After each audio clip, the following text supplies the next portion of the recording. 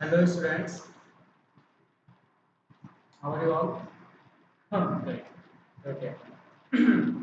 So आज की class में हम हिस्ट्री का सेकंड चैप्टर रीड करेंगे, ठीक है। इसको समझने की कोशिश करेंगे कि इसमें क्या है, क्या इसके पॉइंट्स हैं और लास्ट में कुछ क्वेश्चंस भी हम देखेंगे। ओके, तो ये जो वीडियो है ये सिक्स क्लास की वीडियो है एंड सिक्स क्लास का सेकंड चैप्टर हिस्ट्री, ठीक है, एनसीईआरटी। ओके,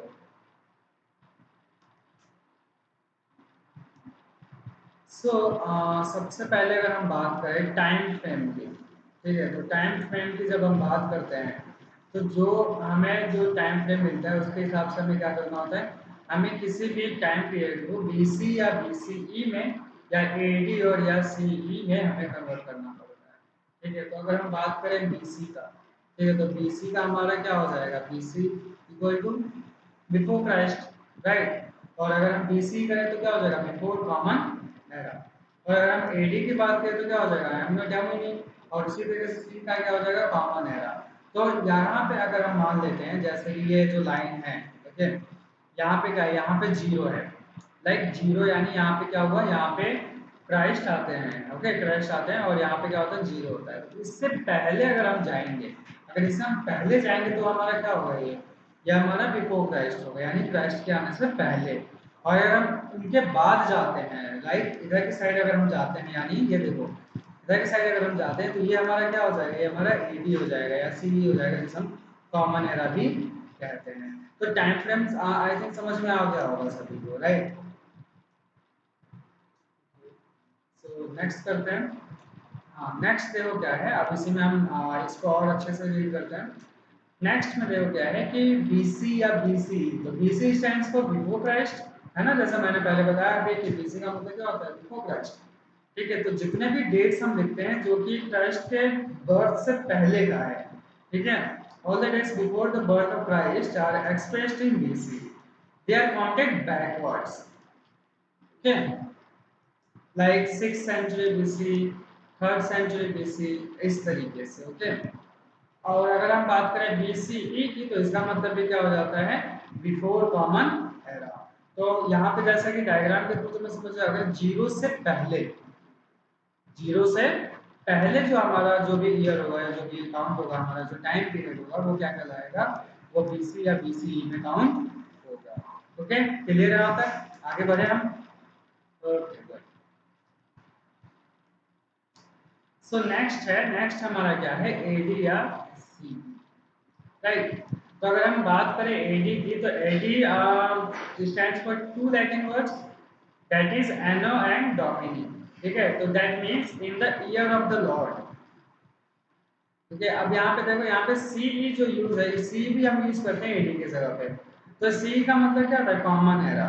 तो जितने भी डेट्स जो हैं वो बर्थ यानी जीसस क्राइस्ट के बर्थ के बाद के हैं, तो वो किस में एक्सप्रेस किया जा सकता है, एडी में किया जाता है। जैसे अगर हम बात करें तो हम ये क्या होता है, ये काउंट किए जाते हैं फॉरवर्ड में। जैसे अगर हम बात करें 2020 है तो 2020 कैसे लिख सकते हैं, 2000 एडी, एडी 2020, है ना। अगर 2021 आएगा तो हम उसको कैसे लिख सकते हैं, एडी 2021। तो यहाँ तक क्लियर हो गया सभी का, पता चल गया कि एडी जो है वो लैटिन वर्ड से, और ये दो लैटिन वर्ड से मिलकर बना है एनो डोमिनी। इसका मतलब क्या होता है कि इन the year of the Lord, यानी लॉर्ड के जाने के, लॉर्ड के आने के जो टाइम था उसी में। और सी का हमारा यूज होता है, ये भी एडी की जगह यूज होता है।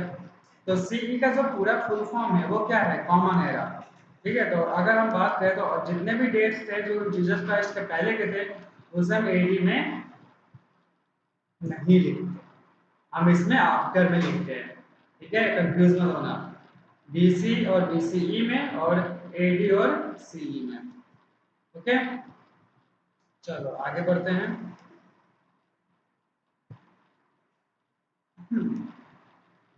तो जो तुम लोगों का पहला जो सब टॉपिक है वो क्या है, ज्योग्राफिकल फ्रेमवर्क, ठीक है। तो ज्योग्राफिकल फ्रेमवर्क के अंदर क्या आ जाएगा, अच्छा हम ज्योग्राफी में क्या पढ़ते हैं, ज्योग्राफी में हम पढ़ते हैं ना कि वहाँ का लैंड कैसा है, water, climate, forest area, soil formation, है ना, ये सारी चीजें हम पढ़ते हैं उसके अंदर। तो ये कैसे ज्योग्राफिकल फैक्टर्स जो हैं वो हिस्ट्री को कैसे इन्फ्लुएंस करता है। अगर हम बात करें तो क्या करता है, जैसे कि ज्योग्राफिक जो फैक्टर है वो किसी भी पर्टिकुलर एरिया का डेवलपमेंट मतलब डिटरमाइन करता है। कैसे, अगर हम बात करें तो अगर तुम हिमालय के साइड चले जाओ, ठीक है, तो हिमालय के साइड में क्या, अगर हम हिमालय के साइड जाएंगे तो क्या हमें वहाँ पे वैसे ही घर मिलेंगे जैसा हमें दिल्ली में मिलते हैं? नहीं, क्योंकि वहाँ पे क्या है, वहाँ पे ज्योग्राफिकल कंडीशन अलग है, वहाँ पे ज्योग्राफिक फैक्टर अलग काम करते हैं। दिल्ली में क्या है, दिल्ली में अलग काम करते हैं। तो इसलिए किसी भी जगह की हिस्ट्री को ज्योग्राफी बहुत इन्फ्लुएंस करता है। ओके, यहाँ तक क्लियर सभी को? ओके, अब जो नेक्स्ट जो तुम लोगों का सब टॉपिक है वो क्या है कि व्हाट इज इंडियन सब कॉन्टिनेंट। तो ये क्वेश्चन ना बहुत बार आता है, और बहुत बार क्या ये इवन सीटेट में भी, केवीएस या एमबीएस के एग्जाम में भी कभी कभी आ जाता है। इसमें क्या दे देते हैं कि ऑप्शन दे देते हैं, और इनमें से हमें ये करना पड़ता है कि सब कॉन्टिनेंट में कौन कौन से कंट्रीज आते हैं। ठीक है, तो अगर हम बात करें कि इंडियन सब कॉन्टिनेंट में कौन कौन सी कंट्रीज आते हैं, तो ये देखो, जैसे कि साउथ इंडिया, साउथ एशिया जो है, ये हमारा क्या कहलाता है, ऑफन कॉल्ड सब कॉन्टिनेंट। क्यों? Because it includes present countries of India, Pakistan, Bangladesh, Nepal, Bhutan and Sri Lanka. ठीक है, ये सारे अगर हम मैप में देखें तो ये सारे के सारे क्या करते हैं, ये सिमिलर मतलब ये क्या करते हैं, ये एक तरह से इस कॉन्टिनेंट का ही काम कर देते हैं, है ना, स्मॉलर कॉन्टिनेंट का। लेकिन फिर भी क्या है, ये बहुत लार्ज है और separated from the rest of the Asia. ठीक है, बाकी जो एशिया का जो मतलब जो एरिया है, ठीक है, उससे क्या है, ये अलग है। और अलग कैसे, by seas, by hills, by mountains. ठीक है, तो इसीलिए इस बड़े एरिया को, जो कि हमारे कौन कौन से कंट्री कॉन्स्टिट्यूट करता है इंडियन सब कॉन्टिनेंट को, India, Pakistan, Bangladesh, Nepal, Bhutan and Sri Lanka. Right, याद रहेगा। और ये भी याद रखने की जरूरत है कि इसे हम इंडियन सब कॉन्टिनेंट कहते ही क्यों हैं। ओके,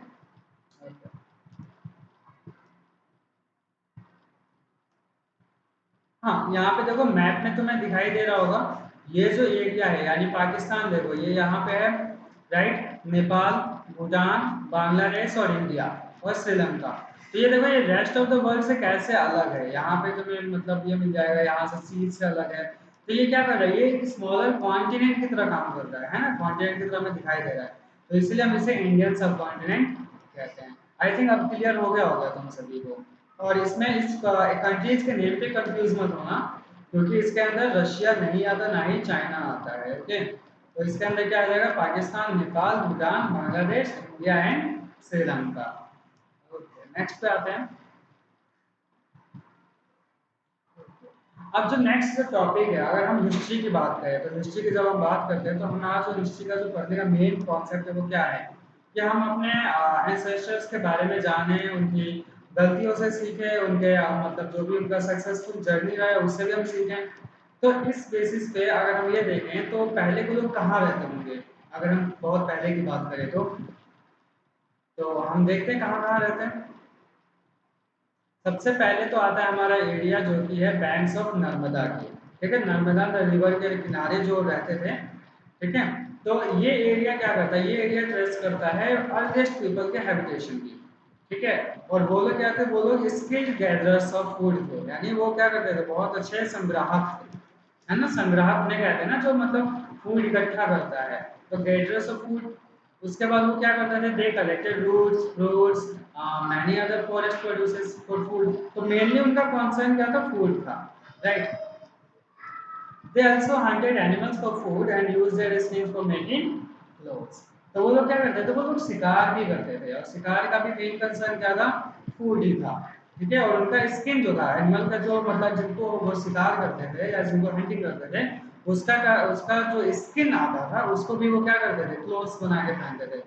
हमने देखा होगा ना बहुत बार, हमें टीवीज में, कार्टून में तुम्हें देखने को मिला होगा। राइट, हाँ। ओके, सो नेक्स्ट पे आते हैं। जो नेक्स्ट वो आता है हमारा areas along the Sulaiman and Kirthar hills. ठीक है, तो इसके अंदर कौन सा आ जाता है, जैसे कि अगर हम बात करें तो यहाँ पे तुम्हें मैप में भी दिखाई दे रहा होगा, देखो, the areas are located to the northwest of the subcontinent. These are some places where people first started growing crops like wheat and barley around 8,000 years ago. Okay, people also started rearing animals such as sheep, goat, and cattle. तो ये question भी आता है बार बार कि सबसे पहले कौन कौन से क्रॉप्स जो थे उनको मतलब उगाया जाता था। तो तुम्हारा आंसर क्या आ जाएगा, वीट, बार्ले, है ना। उसके बाद से राइस भी था, और उसके बाद से तुम्हारा था, और जो लोग थे जो पहले जो जानवर कौन कौन से मतलब पालते थे, तो इसके अंदर आ जाएगा शिप, गोट एंड कैटल। तो यहाँ पे तुम देखो, यहाँ पे इंडियन सब कॉन्टिनेंट का तुम्हें दिखाई दे रहा है, तो ये देखो तीर्थल हिल्स दिखाई दे रहा है, यहाँ पे सुलेमान तीर्थल हिल्स ये रहा, राइट। सो जब नेक्स्ट आता है वो आता है हमारा the areas along the Vindhyas and Garo hills. तो तुम सबसे पहले मैप में देखो कि गारो हिल्स कहाँ है। तो गारो हिल्स ये रहा तुम्हारा, है ना, ये गारो हिल्स दिखाई दे रहा है। सो यहाँ पे देखो this were the areas where agriculture develop. तो ये ऐसे एरिया थे जहाँ पे एग्रीकल्चर क्या हुआ, डेवलप हुआ, है ना। और यहीं पे यहीं पे क्या हुआ, यहीं पे राइस को पहली बार उगाया गया था। तो ये क्वेश्चन भी बहुत बार पूछा जाता है कि सबसे पहले मतलब राइस कहाँ पे ग्रो करवाया गया था। तो इसका आंसर क्या हो जाएगा, north of the Vindhyas. Okay, अब नेक्स्ट पे आ जाओ। नेक्स्ट जो है वो है हमारा क्या कि banks of the Indus and its tributaries. ठीक है, तो अब यहाँ पे अंदर क्या आ जाएगा कि some of the earliest cities flourished on the banks of these rivers around 4700 years ago। अब इसके अंदर क्या आ जाएगा, सबसे पहले तो तुम इंडस रिवर देखो, तो इंडस रिवर ये रहा। तो जब इंडस रिवर की जब हम बात करें तो यहाँ पे मोहनजोदारो आ जाता है, हड़प्पा सिविलाइजेशन आ जाती है ना। तो इस तरीके से ये जो अर्लीस्ट सिटीज थी ये फ्लरिश किए थे। ठीक है, अब यहाँ पे नेक्स्ट देखो, नेक्स्ट है कि banks of Ganga and its tributaries. तो यहाँ पे देखो गंगा रिवर के आसपास की अगर हम बात करें तो about 2500 years ago cities developed on the banks of Ganga and its tributaries। तो तुम्हें पता है ट्रिब्यूटरी किसे कहते हैं, ट्रिब्यूटरीज जो कि एक जो नदी जैसे मेन नदी जा रही है, राइट। जैसे कि यहाँ से मान लो ये जो तुम्हारा है, हाँ ये देखो, ये जो है ये तुम्हारा मेन नदी जा रहा है, लेकिन इसके साथ साथ क्या है, इसके साथ साथ इसके कई नदियां आके इसमें मिल रही हैं, तो ये इसको क्या कहलाते हैं, ट्यूबरक्यूज कहलाती हैं, राइट। तो इसके यहाँ भी क्या हुआ, Ganga and its tributaries along the sea coast also. In the ancient time there was a large and powerful kingdom named Magadha. तो जब भी हम अगर हम आगे हम नेक्स्ट चैप्टर में पढ़ेंगे, हम जब आने वाले चैप्टर्स में कि मगध के बारे में, ये जो किंगडम्स है उनके बारे में, तो अभी बस इतना जान लो कि यहाँ पे क्या था, गंगा नदी के किनारे, ठीक है, एक पावरफुल किंगडम था जिसका नाम क्या था, मगध, राइट। यहाँ तक क्लियर सभी को। तो अब क्वेश्चन आता है कि बहुत बार ये क्वेश्चन आता है कि पहले के जो लोग थे वो ट्रैवल क्यों करते थे। ठीक है, या अभी भी जो लोग हैं वो ट्रैवल क्यों करते हैं। अगर हम बात करें, अभी हमने देखा था जब लॉकडाउन लगा था, लॉकडाउन में क्या हुआ था, बहुत सारे लोगों ने क्या किया था, है ना, पलायन किया था ना, यहाँ से माइग्रेशन किया था, माइग्रेट किया था उन्होंने। तो लोग ट्रैवल क्यों करते हैं, तो इसके बारे में देखते हैं। तो जो सबसे पहला रीजन है हमारा वो तो है हमारा लिवलीहुड। ठीक है, तो लिवलीहुड के लिए भी करते हैं, जैसे कि बहुत सारे जो लोग हैं, जो मजदूर लोग हैं, जैसे कि जो ज़्यादातर जो है बिहार के साइड से, उड़ीसा के साइड से, छत्तीसगढ़ के साइड से लोग आते हैं, तो ये लिवलीहुड के लिए भी दिल्ली में आते हैं। हम दिल्ली का एग्जाम्पल बहुत अच्छे से ले सकते हैं। सेकेंड क्या है कि to escape from the natural disasters. Okay, तो अगर हम इसकी बात करें तो कई बार क्या होता है, फ्लड आ जाता है ना, या मतलब अर्थक्वेक का ज़्यादा खतरा रहता है। तो इस वजह से भी लोग क्या करते हैं, वहाँ से मूवमेंट कर लेते हैं, वहाँ से ये लोग माइग्रेट कर लेते हैं। सेकंड जो नेक्स्ट पॉइंट है वो क्या हमारा कि टू कैप्चर लैंड। तो ये भी पॉइंट सबसे ज़्यादा इंपॉर्टेंट है। हम क्या करते हैं, पहले के ज़माने में अगर हम राजाओं की हिस्ट्री की बात करें तो वो क्या करते थे, लैंड को कैप्चर करने के लिए वो लोग पूरा का पूरा कितने दिन तक चलते जाते थे, है ना। कई कई जगह तो वो लोग अपना छावनी भी लगाते थे। तो इसलिए कैप्चर करने के लिए भी, लैंड को कैप्चर करने के लिए भी लोग मूवमेंट करते थे। जो नेक्स्ट पॉइंट है हमारा वो क्या है, हमारा वो है हमारा ट्रेड, राइट। तो जब हम ट्रेड के लिए करते हैं, जैसे कि अर्लीस्ट अगर हम बात करें हड़प्पन सिविलाइजेशन की, मोहनजोदड़ो की, तो वहाँ से हमें कुछ कॉइन्स मिले हैं, ठीक है, जो कि कहाँ से मिले, मेसोपोटामिया से मिले हैं। तो इस तरीके से हम ये रीजन दे सकते हैं कि ट्रेड के लिए लोग क्या करते थे, एक जगह से दूसरी जगह ट्रेवल करते थे, राइट। उसके बाद नेक्स्ट जो पॉइंट है वो हमारा क्या है, प्रीच, है ना। प्रीच के लिए भी जैसे क्रिश्चियन जो मोनास्ट्रीज थी वो आती थी, है ना, बहुत सारे सेंट्स आते थे, वो यहाँ पे अपना इंडिया में अपना मतलब रिलीजन का प्रचार करते थे। तो इस टाइप में को टीच करने के लिए भी मतलब मूवमेंट किया जाता है। और नेक्स्ट है वो एडवेंचर के लिए, मान लो एडवेंचर के लिए हम लोग चले गए बर्फ की जगह में है ना, यहाँ हम चले गए अंटार्कटिका या कहीं भी, मतलब जहाँ पे एडवेंचर के लिए तो हम कहीं भी जा सकते हैं, राइट। तो इसलिए भी लोग मूवमेंट करते थे। अब जो नेक्स्ट पॉइंट आता है वो क्या आता है हमारा कि इम्पैक्ट ऑफ दिस मूवमेंट, तो क्या इम्पैक्ट पड़ता है। तो ये पीपल जो जो मूवमेंट करते हैं, ये क्या करते हैं, ये लोग अपने साथ साथ अपने आइडियाज भी शेयर करते हैं, है ना। और जो कल्चर ट्रेडिशन होता है, यानी एक जगह का कल्चर दूसरे जगह से मैच खाता है। अगर हम बात करें दिल्ली में, तो दिल्ली में अगर हम देखें तो छठ पूजा क्या होती है, यहाँ पे बिल्कुल ऐसा लगता है कि दिल्ली का कल्चर ही बन चुका है ना। जब छठ पूजा आती है तुम लोग भी देखते होगे, राइट। तो इस तरीके से बहुत सारे लोग जब आते हैं, जब यहाँ पे माइग्रेट करते हैं, तो क्या करते हैं, अपने साथ कल्चर भी लेके आते हैं। ठीक है, अपना कल्चर, अपना आइडियाज, अपना ट्रेडिशन, ये सब भी लेकर आते हैं। अब अगर हम नेक्स्ट पॉइंट की बात करें, तो यहाँ पे क्या होता है कि लोग क्या करते हैं, अपने साथ साथ नई नई टेक्नोलॉजी या नए नए आइडियाज या म्यूजिक या कुकिंग फूड, कोई भी मतलब हर एक तरह का नया तरीका एक तरह से हम कह सकते हैं, वो भी अपने साथ लेके आते हैं। तो ये ट्रैवल, ये मतलब इम्पैक्ट है मूवमेंट करने का, या ट्रैवल करने का, या माइग्रेशन का, राइट। अब जो नेक्स्ट जो हमारा टॉपिक आता है, जो तुम्हारी बुक में है, वो क्या है कि हमारी कंट्री का नाम इंडिया और भारत कैसे पड़ा। ठीक है, इंडिया और भारत कैसे नाम हमारे देश का पड़ा। तो अगर हम बात करें 25 ईयर्स एगो की, तो उसमें क्या था कि ईरान के और जो ग्रीक के लोग थे, ठीक है, वो लोग यहाँ पे नॉर्थ वेस्ट में, और वो लोग क्या करते थे, इंडस रिवर से फैमिलियर थे वो लोग, मतलब उसको जानते थे। तो उसमें क्या होता है, उनको ना वो लोग इंडोस कहने की जगह, यानी इंडस कहने की जगह वो लोग हिंदोस या इंडोस कहते थे। तो इस तरह करते करते ये हमारा क्या बन गया, हिंदुस्तान बन गया, है ना, या भारत या हिंदू। ठीक है, उसके बाद जो ये लैंड है, यानी जो ये हमारा इंडस रिवर के आसपास का जो लैंड है, वो क्या कहलाने लगा, इंडिया कहलाने लगा। तो इस तरीके से हम ये कंक्लूजन निकाल सकते हैं कि जो वर्ड इंडिया है हमारा, वो कहाँ से निकला है, इंडस से निकला है। ठीक है, क्लियर यहाँ तक। और वहीं पे अगर हम बात करें भारत की, है ना, कि हमारे देश का नाम भारत भी कैसे पड़ा।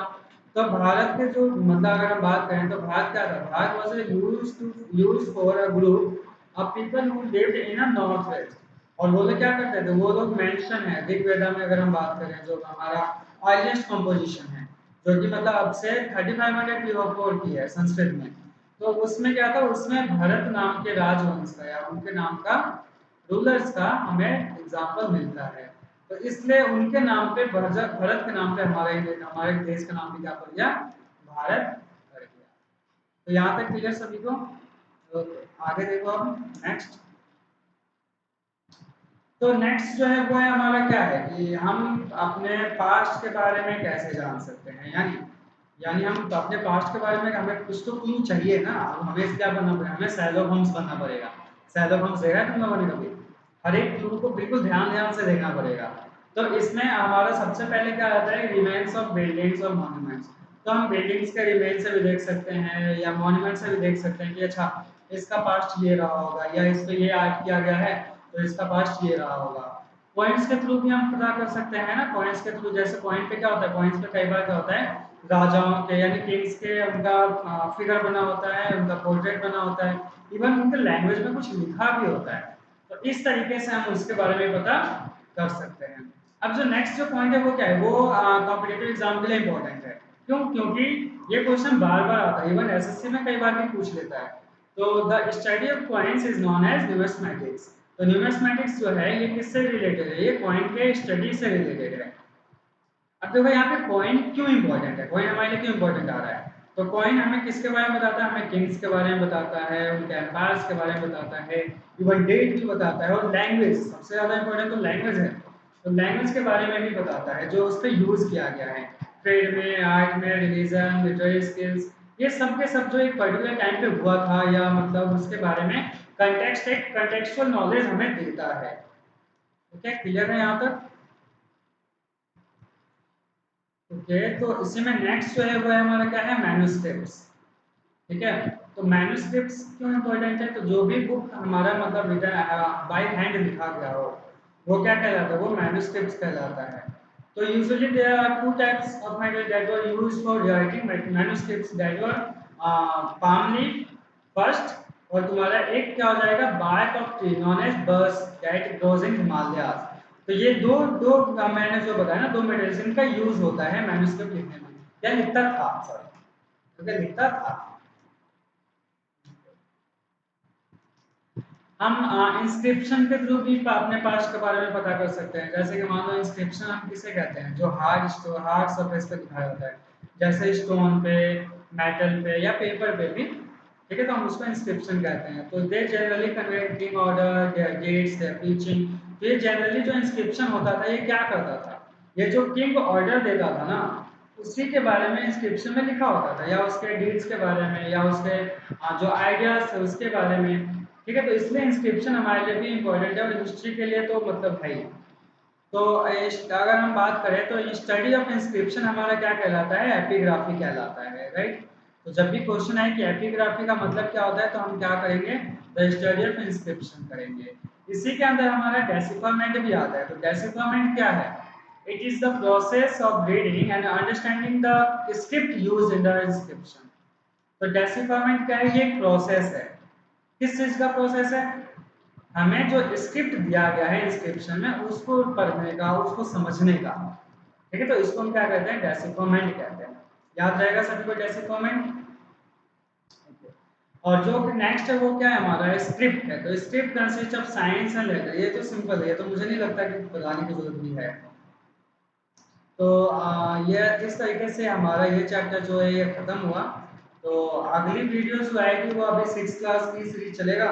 तो 6th क्लास में पहले हिस्ट्री, फिर पोल साइंस, फिर ज्योग्राफी। इस तरीके से जो मतलब नेक्स्ट जो 2-3 मंथ्स का टारगेट है वो क्या है? ये पूरा का पूरा 6 to 12 का सोशल स्टडीज आपको दिया जाए ऑनलाइन क्लास के थ्रू। तो इसके लिए आपको क्या करना पड़ेगा? चैनल को सब्सक्राइब करना पड़ेगा, और इसको बेल आइकन भी दबा दीजिएगा, है ना, ताकि पता चले कि नेक्स्ट वीडियो कब आएगी। ओके, नेक्स्ट वीडियो की जो लेटेस्ट अपडेट है वो आपको तुरंत पता चल जाएगा। ओके, बाकी thanks for watching our video. That's good.